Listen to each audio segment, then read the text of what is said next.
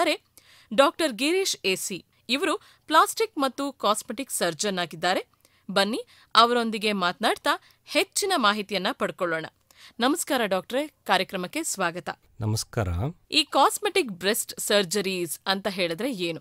ಈ ಮಹಿಳೆಯರ ಒಂದು ಸ್ತನಗಳ ಸೌಂದರ್ಯ ವರ್ಧನೆ ಏನೊಂದು ಸರ್ಜರಿ ಪ್ರಕ್ರಿಯೆ ಇದೆ, ಅದ್ರ ಬಗ್ಗೆ ನಾವು ಅಂದರೆ ಎಷ್ಟೊಂದು ಅದರದ್ದು ಟೆಕ್ನಿಕ್ಸ್ ಇರ್ತದೆ ಅಥವಾ ಎಷ್ಟೊಂದು ಮೆಥಡ್ಸ್ ಇರುತ್ತೆ. ಸೊ ಅದಕ್ಕೆ ನಾವು ಕಾಸ್ಮೆಟಿಕ್ ಬ್ರೆಸ್ಟ್ ಸರ್ಜರೀಸ್ ಅಂತ ಹೇಳ್ತೇವೆ. ಉದಾಹರಣೆಗೆ ಇದು ಬ್ರೆಸ್ಟ್ ಆಗ್ಮೆಂಟೇಷನ್ ಅಂತ ಅಂದರೆ ಸ್ತನದ ಗಾತ್ರವನ್ನು ಹೆಚ್ಚಿನದಾಗಿ ಮಾಡತಕ್ಕಂಥದ್ದು.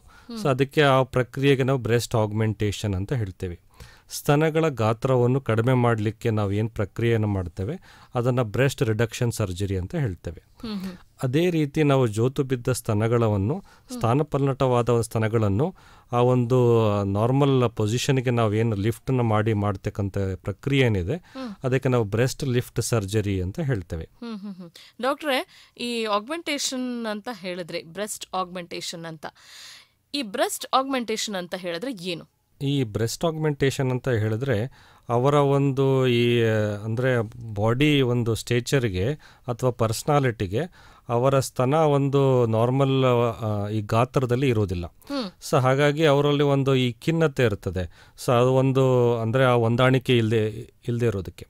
ಸೊ ಅದಕ್ಕೆ ನಾವು ಆ ಬ್ರೆಸ್ಟನ್ನು ಅವರ ಒಂದು ದೇಹಕ್ಕೆ ಹೊಂದಾಣಿಕೆ ಆಗುವಂತೆ ಮಾರ್ಪಾಡುಗಳನ್ನು ನಾವೇನು ಮಾಡ್ತೇವೆ, ಇನ್ಕ್ರೀಸ್ ಏನು ಮಾಡ್ತೇವೆ.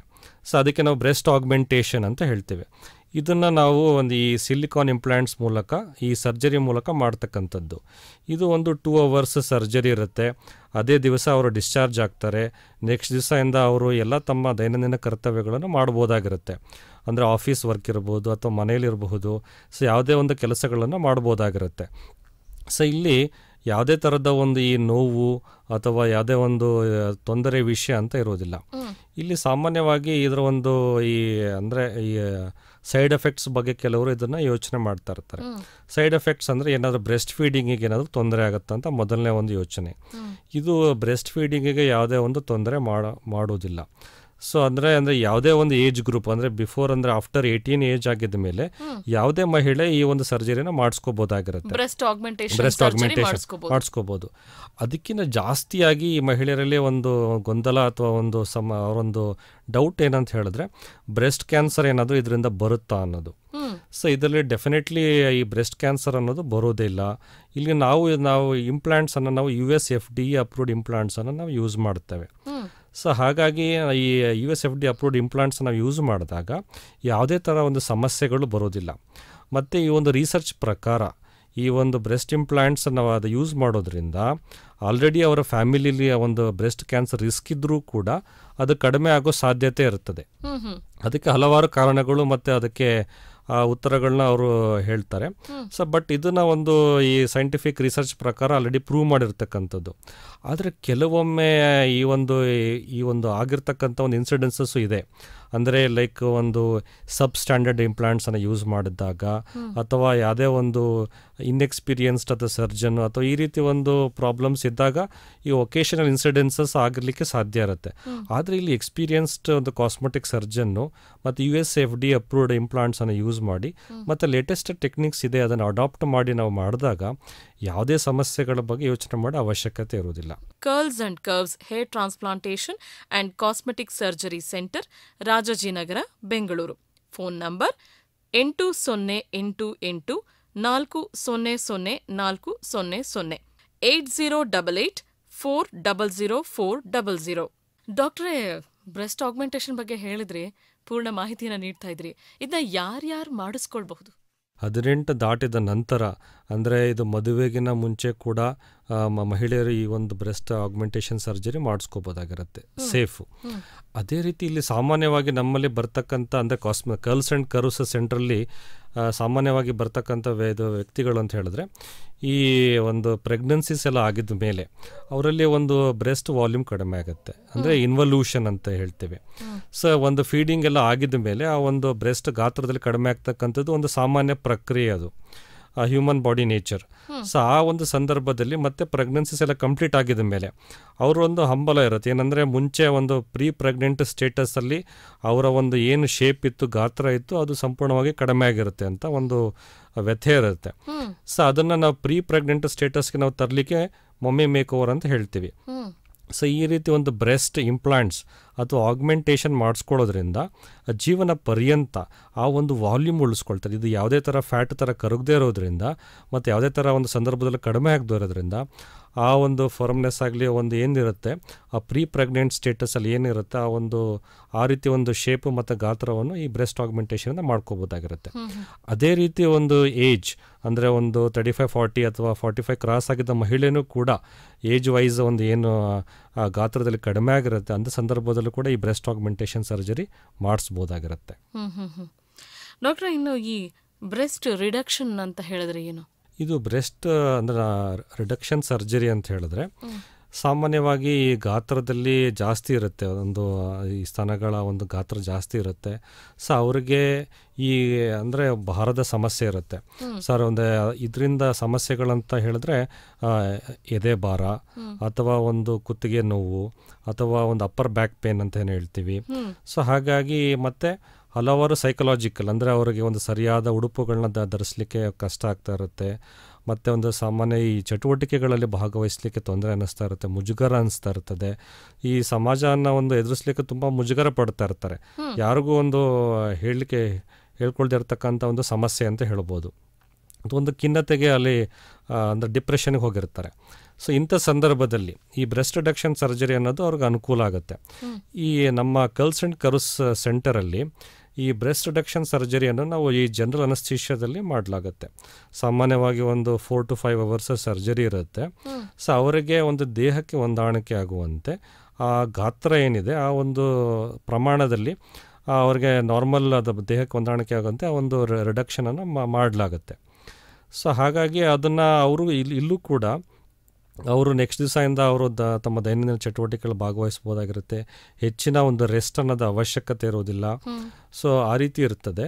ಮತ್ತು ರಿಸಲ್ಟ್ಸು ಕೂಡ ಅದು ಒಂದು ಇಮಿಡಿಯೇಟಾಗಿ ಅವ್ರಿಗೆ ಕಾಣಿಸ್ತಕ್ಕಂಥ ರಿಸಲ್ಟು. ಸೊ ಏನೋ ಒಂದು ಬಿಗ್ ರಿಲೀಫ್ ಇರುತ್ತೆ ಅಂದರೆ ಡೇ ಆಫ್ ಸರ್ಜರಿ. ಮತ್ತು ಇನ್ನೊಂದು ಇದು ಪರ್ಮನೆಂಟ್, ಲೈಫ್ ಟೈಮ್ಗೆ ಹಾಗೆ ಪರ್ಮನೆಂಟ್ ಆಗಿರ್ತದೆ.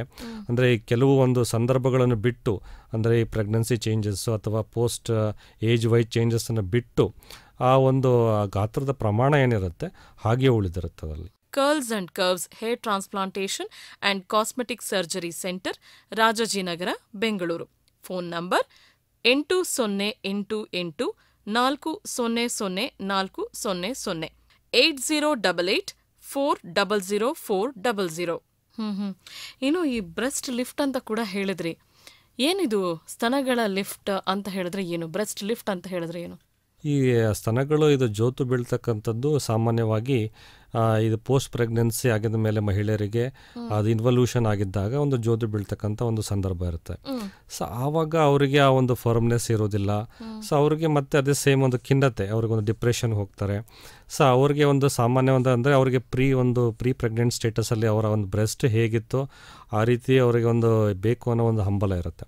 ಸೊ ಆ ಒಂದು ಇದನ್ನು ಪ್ರಕ್ರಿಯೆನ ಒಂದು ಬ್ರೆಸ್ಟ್ ಲಿಫ್ಟ್ ಸರ್ಜರಿಲಿ ಮಾಡಬಹುದಾಗಿರುತ್ತೆ. ಸೊ ಇದರಲ್ಲಿ ನಮ್ಮ ವಾಲ್ಯೂಮ್ ನಾರ್ಮಲ್ ಇದ್ದಲ್ಲಿ ಓನ್ಲಿ ಬ್ರೆಸ್ಟ್ ಲಿಫ್ಟ್ ಮಾಡುತ್ತೇವೆ, ಅಥವಾ ವಾಲ್ಯೂಮ್ ಕಡಿಮೆ ಇದ್ದಲ್ಲಿ ಬ್ರೆಸ್ಟ್ ಆಗ್ಮೆಂಟೇಷನ್ ಅದು ಇಂಪ್ಲಾಂಟ್ ಮೂಲಕ ಇನ್ಕ್ರೀಸು ಮಾಡಿ ಕೂಡ ಮತ್ತು ಲಿಫ್ಟ್ ನಿಪ್ಪಲ್ ಏಲ ಕಾಂಪ್ಲೆಕ್ಸ್ ಏನಿರುತ್ತೆ ನಾರ್ಮಲ್ ಪೊಸಿಷನ್ಗೆ ಮಾಡ್ತಕ್ಕಂಥದ್ದು, ಆಕಾರವನ್ನು ನಾರ್ಮಲ್ ಕೊಡ್ತಕ್ಕಂಥದ್ದು ಮತ್ತು ಗಾತ್ರನೂ ಕೂಡ ಅವರಿಗೆ ದೇಹಕ್ಕೆ ಹೊಂದಾಣಿಕೆ ಆಗುವಂಗೆ ಮಾಡ್ತಕ್ಕಂಥದ್ದು ಈ ಬ್ರೆಸ್ಟ್ ಲಿಫ್ಟ್ ಸರ್ಜರಿ ಮಾಡ್ಬೋದಾಗಿರುತ್ತೆ. ಡಾಕ್ಟ್ರೆ, ಇನ್ನು ಮಹಿಳೆಯರ ಬಗ್ಗೆ ಸಾಕಷ್ಟು ಮಾಹಿತಿಯನ್ನು ನೀಡಿದ್ರಿ. ಈ ಪುರುಷರಲ್ಲಿ ಮೇಲ್ ಚೆಸ್ಟ್ ಎನ್ಲಾರ್ಜ್ಮೆಂಟ್ ಅಂತ ಹೇಳಿದ್ರೆ ಏನು? ಇದು ಮೇಲ್ ಚೆಸ್ಟ್ ಎನ್ಲಾರ್ಜ್ಮೆಂಟ್ ಅದಕ್ಕೆ ಸೈಂಟಿಫಿಕ್ ಟರ್ಮು ಗೈನಕೋಮ್ಯಾಸ್ಟಿ ಅಂತ ಹೇಳಿ. ಇದು ಗೈನಕ್ ಅಂತ ಹೇಳಿದ್ರೆ ಫೀಮೇಲ್ ಅಂತ, ಮತ್ತು ಮ್ಯಾಸ್ಟಿ ಅಂದರೆ ಬ್ರೆಸ್ಟ್ ಅಂತ. ಈ ಫೀಮೇಲ್ ಟೈಪ್ ಆಫ್ ಬ್ರೆಸ್ಟ್ ಅಂದರೆ ಒಂದು ಅವರ ಒಂದು ಚೆಸ್ಟಲ್ಲಿ ಜಾಸ್ತಿ ಒಂದು ಎನ್ಲಾರ್ಜ್ಮೆಂಟ್ ಆಗಿರುತ್ತೆ. ಸೊ ಇದಕ್ಕೆ ನಾವು ಕಾರಣಗಳನ್ನು ನೋಡಿದಾಗ ಇಲ್ಲಿ ಸಾಮಾನ್ಯವಾಗಿ ಒಂದು ವಿನಾಕಾರಣ ಆಗುವಂತ ಒಂದು ಸಂದರ್ಭ ಇದು. ಜಿಮ್ಮಿಗೆ ಹೋಗಿ ಆ ಒಂದು ಮಸಲ್ ಬರೆಸ್ಕೊಳ್ಳೋದೇ ಬೇರೆ, ಏನೂ ಮಾಡದೆ ಬರುವಂಥದ್ದೇ ಬೇರೆ ಅಂತ. ಹೌದು, ಡೆಫಿನೆಟ್ಲಿ ಇಲ್ಲಿ ವಿನಾಕಾರಣ ಒಂದು ಆ ಗ್ಲ್ಯಾಂಡ್ ಎನ್ಲಾರ್ಜ್ ಆಗಿರುತ್ತೆ, ಮತ್ತೆ ರೆಸಿಸ್ಟೆಂಟ್ ಫ್ಯಾಟ್ ಕೂಡ ಅಕ್ಯುಮುಲೇಟ್ ಆಗಿರುತ್ತೆ.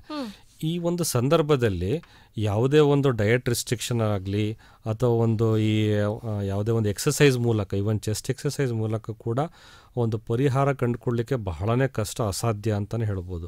ಇದಕ್ಕೆ ಒಂದೇ ಒಂದು ದಾರಿ ಅಥವಾ ಉತ್ತರ ಅಂತ ಹೇಳಿದ್ರೆ ಈ ಕಾಸ್ಮೆಟಿಕ್ ಸರ್ಜರಿ, ಅಂದರೆ ಲೈಪೋಸಕ್ಷನ್ ಮತ್ತು ಗ್ಲ್ಯಾಂಡ್ ಎಕ್ಸಿಷನ್ ಅಂತ ಹೇಳ್ತೀವಿ. ಇದು ಸಾಮಾನ್ಯವಾಗಿ ಅನಸ್ತೇಷಿಯಾದಲ್ಲಿ ಮಾಡಲಾಗುತ್ತೆ. ಈ ರೆಸಿಸ್ಟೆಂಟ್ ಫ್ಯಾಟ್ ಅನ್ನೋದು ನಾವು ಲೈಪೋಸಕ್ಷನ್ ಮೂಲಕ ನಾವು ಹೊರ ತೆಗೆಯಲಾಗುತ್ತೆ, ಒಂದು ಸಣ್ಣ ಒಂದು ಹೋಲ್ ಮೂಲಕ. ಸೊ ಅದೇ ರೀತಿ ಒಂದು ಗ್ಲ್ಯಾಂಡ್ ಕೂಡ ಅದೇನು ಎನ್ಲಾರ್ಜ್ ಆಗಿರುತ್ತೆ, ಯಾವುದೇ ಒಂದು ಈ ಕಾಣ್ದಿರ್ತಕ್ಕಂಥ ಒಂದು ಜಾಗದಿಂದ ಒಂದು ಸಣ್ಣ ಇನ್ಸಿಷನ್ ಮೂಲಕ ಈ ಒಂದು ಗ್ಲ್ಯಾಂಡನ್ನು ಕೂಡ ನಾವು ಅದು ಹೊರ ತೆಗೆಯಲಾಗುತ್ತೆ. Curls and curves hair transplantation and cosmetic surgery centre, Rajajinagar, Bengaluru. Phone number 8088400400 8088400400. ಅದೇ ಕೂಡ ಅಂದರೆ ಸರ್ಜರಿ ಆಗಿದ್ದ ಕೂಡ ಅವರಿಗೆ ಒಂದು ಮೇಲ್ ಬ್ರೆಸ್ಟ್ ಫ್ಲ್ಯಾಟ್ ಚೆಸ್ಟ್ ಅನ್ನೋದನ್ನು ಅವರು ನೋಡ್ಬೋದಾಗಿರುತ್ತೆ. ಸೊ ಮತ್ತು ಇನ್ನೊಂದು ಏನಂದರೆ ಪರ್ಮನೆಂಟಾಗಿ ಉಳಿದಿರುತ್ತೆ. ಸೊ ಯಾವುದೇ ಕಾರಣಕ್ಕೂ ಅವರಿಗೆ ಮತ್ತೆ ಪುನಃ ಇದು ಪುನರಾವರ್ತನೆ ಆಗುವಂಥ ಸಾಧ್ಯತೆಗಳು ಇರುವುದಿಲ್ಲ. ಮತ್ತು ಹಾಗೂ ಒಂದು ಲೈಫ್ ಟೈಮ್ಗೆ ಒಂದು ಪರ್ಮನೆಂಟ್ ಆಗಿರುತ್ತೆ. ಇದು ಬಹಳ ಏನು ಒಂದು ಇದು ಗೈನಕೋಮ್ಯಾಸ್ಟಿಯ ಒಂದು ಹೇಗೆ ಸಂದರ್ಭ ಅಂದರೆ ಅವರಿಗೆ ಒಂದು ತುಂಬ ಮುಜುಗರವಾಗುವಂಥ ಒಂದು ಸಂದರ್ಭ ಅಂತ ಹೇಳ್ಬೋದು. ಅವರು ಒಂದು ಟೈಟ್ ಒಂದು ಟೀ ಶರ್ಟ್ಸ್ ಆಗಲಿ ಅಥವಾ ಒಂದು ಶರ್ಟ್ಸ್ ಆಗಲಿ ಹಾಕ್ಕೊಳ್ಳಿಕ್ಕೆ ತುಂಬಾ ಕಷ್ಟ ಇರುತ್ತೆ. ಮತ್ತು ಆಟೋಟ ಚಟುವಟಿಕೆಗಳ ಭಾಗವಹಿಸ್ಲಿಕ್ಕೂ ತುಂಬ ಒಂದು ಹಿಂಜರಿಕೆ, ಮತ್ತು ಈ ಸ್ವಿಮ್ಮಿಂಗ್ ಮಾಡಲಿಕ್ಕೂ ಕೂಡ ಆಗೋದಿಲ್ಲ. ಸೊ ಮತ್ತು ಒಂದು ಈ ಫ್ರೆಂಡ್ಸ್ಗಳಲ್ಲಿ ಕೂಡ ಒಂದು ಮಿಕ್ಸ್ ಆಗಲಿಕ್ಕೂ ತುಂಬ ಕಷ್ಟ ಇರುತ್ತೆ. ಸ್ಟಡೀಸಲ್ಲೂ ಕೂಡ ತುಂಬ ಹಿಂದುಳಿತಾರೆ. ಸೊ ಯಾಕಂದರೆ ಈ ಸಾಮಾನ್ಯವಾಗಿ ಅದು ಕಾಣಿಸ್ತಕ್ಕಂಥ ಇದು ಒಂದು 20 to 25 ಇಯರ್ಸ್ ಏಜ್ ಗ್ರೂಪಲ್ಲಿ. ಸೊ ಆ ಏಜ್ ಗ್ರೂಪಲ್ಲಿ, ಈ ಸ್ಟಡಿ ಏಜ್ ಗ್ರೂಪಲ್ಲಿ ಮತ್ತು ಅಥವಾ ಪ್ರೊಫೆಷನಲ್ ಒಂದು ಕರಿಯರ್ ಏಜ್ ಗ್ರೂಪಲ್ಲಿ ಅವರು ತುಂಬ ಒಂದು ಹಿಂದುಳಿದು ಬಿಡ್ತಾರೆ, ಅಂದರೆ ತುಂಬ ಡಿಪ್ರೆಷನ್ಗೆ ಹೋಗ್ಬಿಡ್ತಾರೆ, ಎಲ್ಲರ ಜೊತೆ ಬೆರೆಯೋದಕ್ಕೆ ಸ್ವಲ್ಪ ಕಷ್ಟ ಆಗ್ತಾ ಇರುತ್ತೆ. ಸೊ ಅವರಿಗೆ ಅನೇಕ ಪ್ರಯತ್ನಗಳು ಕೂಡ ಮಾಡ್ತಾರೆ.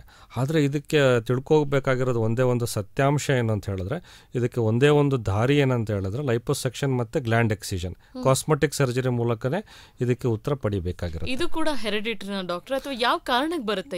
ಇದಕ್ಕೆ ಸಾಮಾನ್ಯವಾಗಿ ಇದು ವಿನಾಕಾರಣ ಬರ್ತಕ್ಕಂಥದ್ದು ಸಾಮಾನ್ಯ ವಿಷಯ. ಮತ್ತು ಹೆರಿಡಿಟರಿ ಕೂಡ ಒಂದು ಕೆಲವೊಮ್ಮೆ ಕಾರಣ ಆಗಿರುತ್ತದೆ, ಕೆಲವೊಮ್ಮೆ ರೇರ್ಲಿ ಈ ಹಾರ್ಮೋನಲ್ ಇಂಬ್ಯಾಲೆನ್ಸ್ಗಿಂತ ಕೂಡ ಆಗಿರುತ್ತೆ. ಸೊ ನಾವು ಅವರು ಪರೀಕ್ಷೆಗೆ ನಮ್ಮ ಈ ಕರ್ಲ್ಸ್ ಆ್ಯಂಡ್ ಕರ್ವ್ಸ್ ಒಂದು ಕಾಸ್ಮೆಟಿಕ್ ಸರ್ಜರಿ ಸೆಂಟರ್ಗೆ ಬಂದಾಗ ಅವನ್ನ ಪರೀಕ್ಷೆ ಮಾಡಲಾಗಿ, ಸೊ ಅವರಿಗೆ ಯಾವುದಾದ್ರೂ ಒಂದು ಹಾರ್ಮೋನ್ ಇಂಬ್ಯಾಲೆನ್ಸಿಂದ ಆಗಿದೆಯಾ ಅಥವಾ ಅದು ಒಂದು ಯಾವುದೇ ಒಂದು ಕಾರಣದಿಂದ ಆಗಿದೆ ಅಂತ ನಾವು ಪರೀಕ್ಷೆ ಮೂಲಕ ನಾವು ಹೇಳ್ಬೋದಾಗಿರುತ್ತೆ. ಸೊ ಅವರಿಗೆ ಹೆಚ್ಚಿನ ಮಾಹಿತಿ ಇದ್ರೆ ನಾವು ಕೂಡ ನಮ್ಮ ಈ ಕರ್ಲ್ಸ್ ಆ್ಯಂಡ್ ಕರ್ವ್ಸ್ ಸೆಂಟರ್ಲಿ ಕೊಡ್ಬೋದಾಗಿರುತ್ತೆ. ಡಾಕ್ಟರ್ ಗಿರೀಶ್ ಅವರೇ, ಸಾಕಷ್ಟು ಮಾಹಿತಿಯನ್ನ ನೀಡಿದ್ರಿ ಈ ಸ್ತನಗಳ ಸೌಂದರ್ಯ ವರ್ಧನೆ ಅಥವಾ ಈ ಕಾಸ್ಮೆಟಿಕ್ ಬ್ರೆಸ್ಟ್ ಸರ್ಜರಿ ಬಗ್ಗೆ. ಧನ್ಯವಾದಗಳು. ಧನ್ಯವಾದಗಳು ಮೇಡಮ್. ಸ್ನೇಹಿತರೆ, curls and curves hair transplantation and cosmetic surgery ಸೆಂಟರ್ನ ವಿಶೇಷ ಕಾರ್ಯಕ್ರಮವನ್ನ ಕೇಳ್ತಾ ಇದ್ರಿ. ಇನ್ನು ಹೆಚ್ಚಿನ ಮಾಹಿತಿಗಾಗಿ ನೀವು ಸಂಪರ್ಕಿಸಬೇಕಾದಂತಹ ವಿಳಾಸ: ಡಾಕ್ಟರ್ ಗಿರೀಶ್ ಎಸಿ, ಪ್ಲಾಸ್ಟಿಕ್ ಮತ್ತು cosmetic surgeon, curls and curves hair transplantation and cosmetic surgery centre, Rajajinagar, Bengaluru. Phone number 8088400400 8088400400. Website ವಿಳಾಸ www.curlsandcurves.com. ಮತ್ತೊಮ್ಮೆ ಹೇಳ್ತಾ ಇದ್ದೀನಿ, ಕಾಂಟ್ಯಾಕ್ಟ್ ನಂಬರ್ 8088400400.